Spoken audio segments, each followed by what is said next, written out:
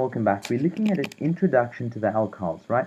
So an alcohol is any organic compound where we find a certain functional group, and the name of that functional group is called the hydroxyl functional group, right? This is characterized by an oxygen atom bonded to a hydrogen atom. When we find the oxygen and the hydrogen atom together, they form what we call the hydroxyl functional group, right? So remember not to confuse the functional group with the name of the homologous series that uses that functional group. Hydroxyl functional group is the actual oxygen bonded to hydrogen, either written like that or written as such, right? With something bonded over here. The R is used to represent that the molecule goes on, but the oxygen bonded to the hydrogen, that's the hydroxyl functional group. The homologous series that contains this functional group is known as the alcohols, right? So the simplest and most commonly used alcohols are usually methanol and ethanol, where methanol, as you can see, meth is the prefix that indicates that there's only one carbon, and ethanol is the prefix that indicates that there are two carbons.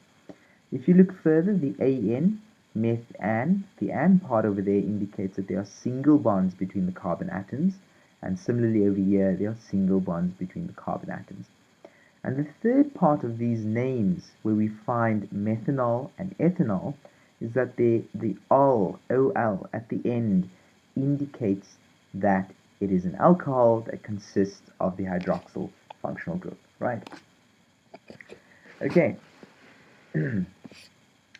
So, the alcohols have a number of different uses. Methylated spirits, these are surgical spirits. That is a form of ethanol where methanol has been added. And also ethanol is used in alcoholic drinks. Ethanol is used as an industrial solvent. And what we will find is that alcohols with shorter carbon chains are usually more soluble than those with longer carbon chains. They tend to have higher boiling points, and we'll discuss boiling points in a video on its own, right, than the hydrocarbons. And then we have a general formula for it. So I'm not going to let you memorize the formula for grade 12 physical sciences because it's not particularly relevant or very much needed per se to memorize the formula, right? Reason being is this is a general formula that only holds when you have one alcohol or hydroxyl functional group in an alcohol. It is possible to have two or three or more. Okay.